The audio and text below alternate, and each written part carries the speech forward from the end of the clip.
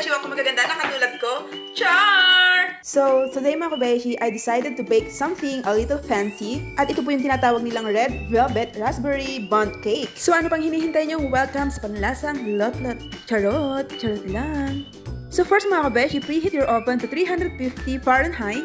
And of course mga kabeshi, don't forget to grease your bundt pan well with butter and flour or baking spray. So kapag hindi nyo siya na-grease properly mga kabeshi, maaaring yung cake natin ay didikit sa ating pan. So kapag nangyari yun, syempre hindi natin siya mapapanatiling maganda yung kanyang shape. Ganon. So ayan mga kabeshi, okay na yan. So ngayon naman, let's mix wet ingredients. So ilalagay na natin itong mga itlog natin, tapos yung ating asukal, tapos imimix na natin siya gamit yung ating hand mixer. So we're gonna beat this together on high speed for about 3 minutes or until the mixture is thick and pale in color. So ngayon naman, ilalagay na rin natin tong ating oil. And I'm using vegetable oil, but you can use canola oil or you can also use a light olive oil. Next, nakaluwag-luwag na ka-olive oil. Charot! So once that oil blended in, add 12 tablespoons of melted butter. And that butter mga kabeshi should be melted and warm but not hot. So I'm using salted butter, but you can use unsalted butter. So syempre, kapag salted yung ginamit yung butter, no need to add asin. So once the butter is blended in, we're gonna add vanilla extract,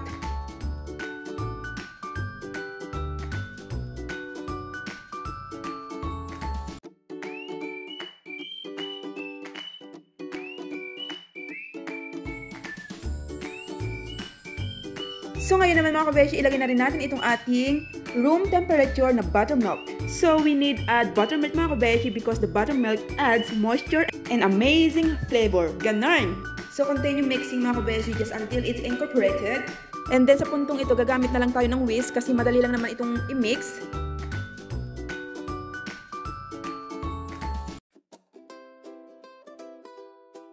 So lagyan natin ng food coloring. Ito ay pula. 1 tablespoon lang yung ating ilalagay. Wala, tumalsik. Sorry. So, ito na yung gagamitin natin kasi kapag ang gagamitin natin is yan, magtatalsikan siya. Wow, look at this color. Oh my goodness. Super beautiful. Ang ganda niya mga kabeshi. Tingnan nyo. Halika kayo. Oh my goodness. Ay! Tingnan nyo yung kamay ko. Oh my goodness. May dugo.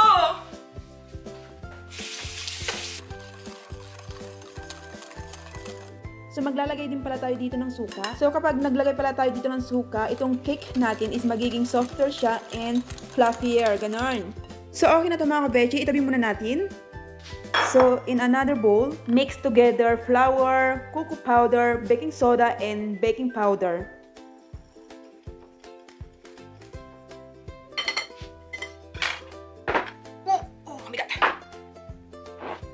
So ngayon naman mga kabeshi, let's add the dry ingredients to the wet ingredients. Now whisk that together until it's well blended.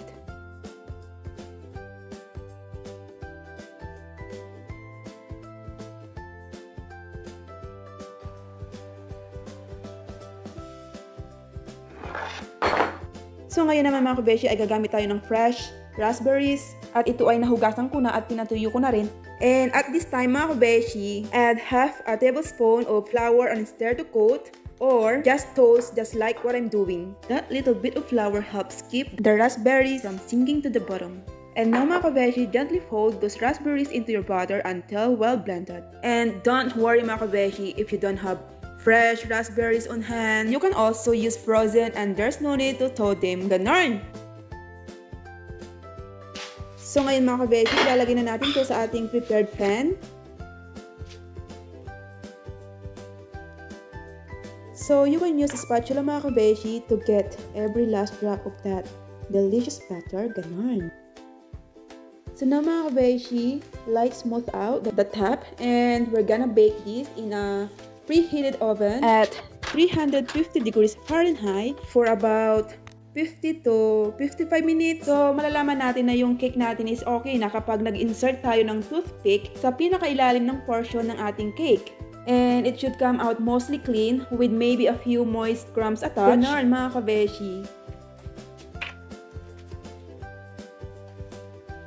So ngayon naman mga kabeshiwak, we're gonna make raspberry glaze. So dito sa ating maliit na saucepan, pinag-combine ko lang yung raspberries natin tapos yung sugar. So yung apoy natin dito is naka-medium heat lang siya. Tapos stir lang natin to occasionally, maybe about 5 minutes. Tapos kung napansin nyo, nag-release na po siya ng juices niya. And then i-mash po natin siya para lalong lumabas yung kanyang juices. So this time, okay na to mga kabeshi. So ang gagawin naman natin is, strain natin ito para maging smooth yung ating glaze. Kasi maraming buto ito para hindi natin makagat-kagat yung buto kapag kakainin na natin itong ating cake. But if you prefer a more rustic, seedy glaze, skip nyo na lang itong ganitong pamamaraan, okay? So this time, okay na ito mga kabeshiwak. So ang gagawin natin ngayon ay ibabalik natin ito sa ating saucepan kasi papalaputin natin ito.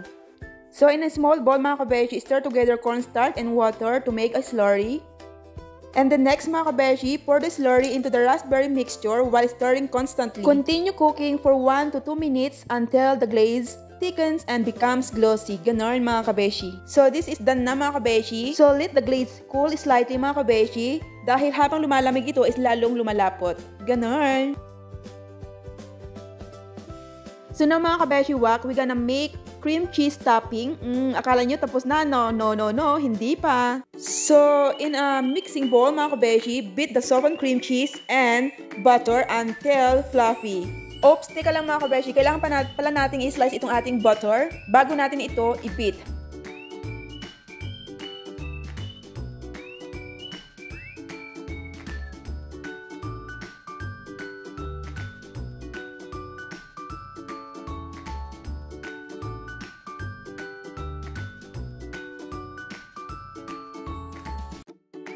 So now mga kabeshi wak, we're gonna add the powdered sugar gradually and mix it until smooth.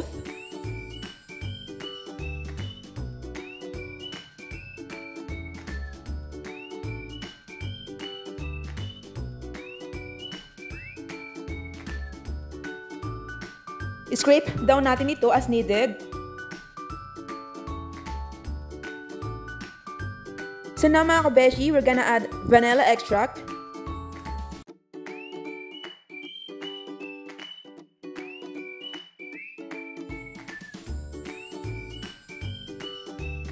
So, finally mga kabeshi, maglalagay tayo ng heavy cream dito para ma-achieve natin yung pipable consistency. Ganon.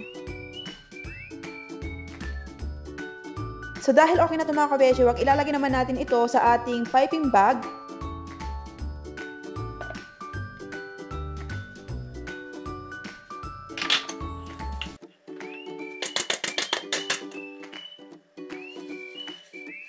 So mga kabeshiwak kung magaganda, once your cake has cooled, drizzle the raspberry glaze over the top. Ganon.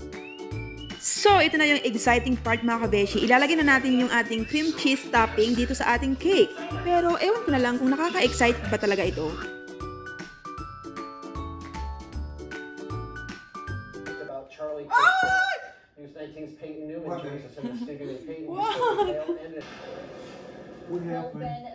Slides. So, ayan na nga mga kabeshiwak, yung sinasabi kong exciting part. So, kung nakita nyo, nag-slide yung ating cream cheese topping dyan. So, feeling ko yung ating cream cheese topping was too soft. And siguro, nadagdagan ko masyado ng maraming liquid like the milk. So, kung ako sa inyo mga kabeshi, kapag gagawin nyo na itong process na ito, siguro para sa akin, wag na natin siyang lagyan ng milk. Tapos, i-chill muna natin, siguro bago natin ito ipiping mga at least 10 to 15 minutes, ganun, or 30 minutes para talagang sure na ma-firm it up. So, anyway mga kabeshi, gagawa na lang natin ng paraan. Ganun talaga ang buhay, kahit gusto nating maging perfect yung ating ginagawa sa buhay, talagang nobody's perfect. Ganun! Ang daming alam. So, ayan na mga kabeshi, nagawa ng aking poging asawa ng paraan, ng malupit na paraan. So, charan! O diba, mukhang walang nangyari. Mukhang masarap pa rin. So, anyway, wag tayong tumingin sa panlabas na anyo. Ang importante yung kanyang lasa. Ganun! So, ano pang hinihintay yung mga kabeshi, tiki man time!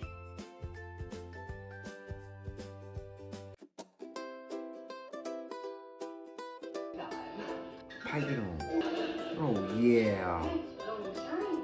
I want like that oh. Oh.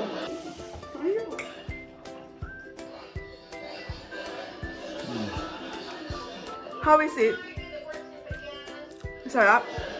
Yes, masarap.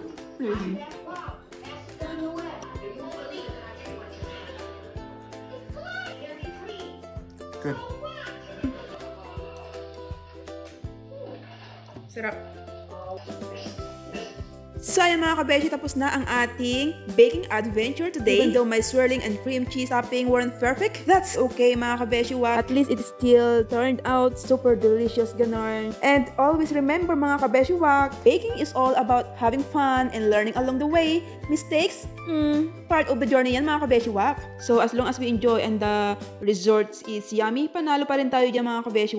So if you enjoyed this video mga kabeshi, don't forget to like, comment, and subscribe. And syempre, hit that bell mga kabeshi para updated kayo sa next baking experiments ko. Thank you so much for watching and see you again on the next sweet creation. Bye!